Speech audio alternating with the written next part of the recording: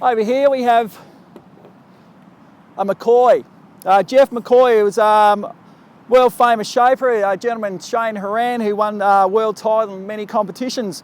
He designed this surfboard, and this was a reinventation of the original single fin. So it had a big fin, but a totally different design from the old surfboards. As you can see through this, bit of a swallowtail on it, and they were quite wide through the tail, but narrow through the nose area. These boards are quite thick through the rail area as well, and these performed really well in some waves at the time. This is really user-friendly surfboard. These are what they call a fish, and is ideal for smaller waves around the coast. For our Middleton area, these are ideally suited. Got a quite wide tail on it. Also, you can see with the swallow or the V-tail on it, it's quite wide and quite pronounced as well. And these sort of boards perform really well in the smaller waves. These sort of designs originally started probably in the twin fins like I was talking about earlier with Mark Richards, and then they evolved into having a smaller back fin in them in the thruster configuration. So these were a great board for the really small waves around some of the coasts in Australia.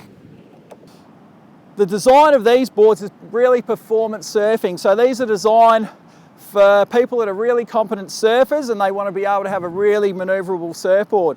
Most of the surfboards in this configuration will probably have a rounded square tail, so a little bit squarer than this. This is what we call a round or a thumb tail. On this board here, really designed for some of the smaller waves around the coast, but a performance surfboard. It's like this. This one here is just under 9 foot in length, really wide, a lot of thickness through the board, and really, really stable. So for those people out there that are really struggling with the surfing, guarantee you'll be able to get up and going on one of these. So these are a perfect board for those people that are struggling with getting up on the waves and standing up.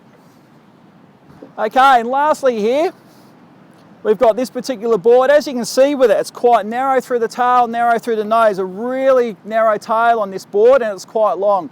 These particular surfboards, as opposed to this one with a wide tail and these other ones, the narrow tail on the board is really designed for bigger waves. So the narrower the tail, the less manoeuvrability, so it stiffens the board up. So with a configuration of the 3 fins and a narrow tail, you can pretty well guarantee this is going to hold into most waves. The wider the tail, the looser the board and more manoeuvrable. Once you start pulling in the tail on the surfboard, it just makes it a bit stiffer, and it holds in bigger waves a lot better. So as you can see from this one, quite narrow, really pulled in the tail and the nose, and a great surfboard for bigger waves.